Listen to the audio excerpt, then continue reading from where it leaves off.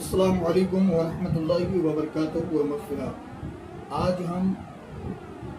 وضو کرنے کا طریقہ جانیں گے۔ وضو کرنے کے لیے سب سے پہلے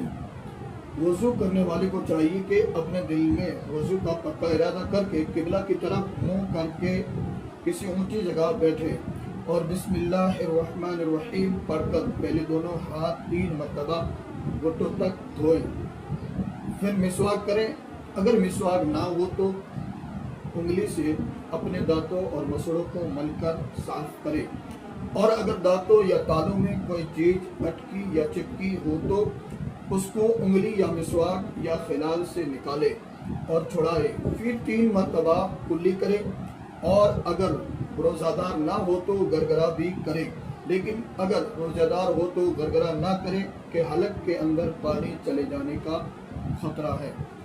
پھر داہنے ہاتھ سے 3 دفعہ ناک میں پانی چڑھائے اور بائیں ہاتھ سے ناک صاف کرے، پھر دونوں ہاتھوں میں پانی لے کر 3 مرتبہ اس طرح چہرہ دھوئے کہ ماتھے کے بال جمنے کی جگہ سے لے کر تھوڑی کے نیچے تک اور داہنے کان کی لو سے بائیں کان کی لو تک سب جگہ پانی بہہ جائے، اور کہیں ذرا بھی پانی بہنے سے نہ رہ جائے۔ اگر داڑھی ہو تو اسے بھی دھوئے اور داڑھی میں انگلیوں سے خلال بھی کرے، لیکن اگر احرام باندھے ہوں تو خلال نہ کرے۔ پھر 3 مرتبہ کہنے سمیت یعنی کہنیوں سے کچھ اوپر دانا ہاتھ دھوئے، پھر اس طرح 3 مرتبہ بایاں ہاتھ دھوئے۔ اگر انگلی میں تنگ انگوٹھی یا چلا یا کلائیوں میں تنگ چوڑیاں ہو تو ان سبوں کو ہلا کر دھوئیں تاکہ سب جگہ پانی بہ جائے۔ پھر ایک بار پورے سر کا مسح کرے۔ اس کا طریقہ یہ ہے کہ دونوں ہاتھوں کو پانی سے تر کر کے انگوٹھے اور کلمے کی انگلی کو چھوڑ کر دونوں ہاتھ کی 3 انگلیوں کی نوک ایک دوسرے سے ملائے اور ان 6 انگلیوں کو اپنے ماتھے پر رکھ کر پیچھے کی طرف سر کے آخری حصے تک لے جائیں، اس طرح کہ کلمہ کی انگلیاں اور دونوں انگوٹھے اور دونوں ہتھیلیاں سر سے نہ لگیں۔ پھر سر کے پچھلے حصہ سے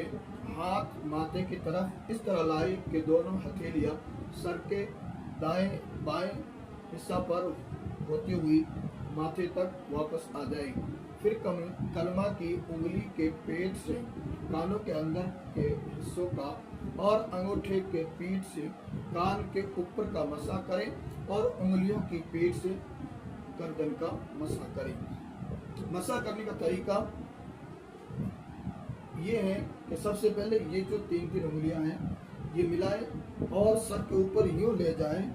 سر کے آخر تک، اور پھر اس کے بعد یہ جو دونوں ہتھیلی ہیں اس کو پیچھے سے آگے کی طرف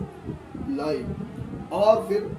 جو کلمے کی انگلی ہے ان دونوں انگلیوں کو کانوں کے اندر کا جو حصہ ہے اس کے اندر مسح کرے، اور پھر یہ جو انگوٹھے ہیں یہ کانوں کے اوپر سے اس طرح نکالیں تاکہ کانوں کے اوپر سے مسح ہو جائے، اور پیچھے بچی یہ جو انگلیوں کی پیٹھ ہے ان دونوں کو گردن کا مسح کر لیں۔ اس طرح سے آپ کا مکمل مسح ہو جائے گا۔ اور پھر 3 بار دانا پاؤں ٹکنے سمیت یعنی ٹکنے سے کچھ اوپر تک دھوئے، پھر بایاں پاؤں اسی طرح 3 دفعہ دھوئے، پھر بائیں ہاتھ کی چنگلیاں سے دونوں پیروں کے انگلیوں کا اس طرح خلال کرے کہ پیر کی دائنی چنگلیاں سے شروع کرے اور بائیں چنگلیوں پر ختم کرے۔ وضو کر لینے کے بعد 1 مرتبہ یہ دعا پڑھے، اللہم اجعلنی من التوابین واجعلنی من المتطہرین، اور کھڑے ہو کر وضو کا بچا ہوا پانی تھوڑا سا پی لے کہ یہ بیماریوں سے شفا ہے۔ بہترین یہ ہے کہ وضو میں ہر عضو کو دھوتے ہوئے بسم اللہ شریف پڑھ لیا کرے اور درود شریف و کلمہ شہادت بھی پڑھتا رہے۔ اور یہ بھی بہت بہترین ہے کہ وضو پورا کر لینے کے بعد آسمان کی طرف منہ کر کے سبحانک اللہم و بحمدک اشہد اللہ الہ الا انت استغفرک و اتوب الیک یہ پڑھ لے، اور سورہ انا انزلنا پڑھے، مگر ان دعاؤں کا پڑھنا ضروری نہیں، پڑھ لے تو اچھا اور ثواب ہے، نہ پڑھے تو کوئی حرج نہیں۔ اوپر جو کچھ بیان ہوا ہے ये वज़ू करने का तरीका है। लेकिन याद रखो कि वज़ू के कुछ चीज़ें ऐसी हैं कि जिनके छूटने या उनमें कुछ कमी हो जाने से वज़ू ना होगा, और कुछ बातें सुन्नत हैं कि जिसको छोड़ दिया जाए तो गुनाह होगा, और कुछ चीज़ें मुस्ताहब हैं कि उनको छोड़ देने से वज़ू का सवाब कम हो जाता है। चुनांचे इन सारी चीज़ों को हम अगले वीडियो में आपको बताएंगे।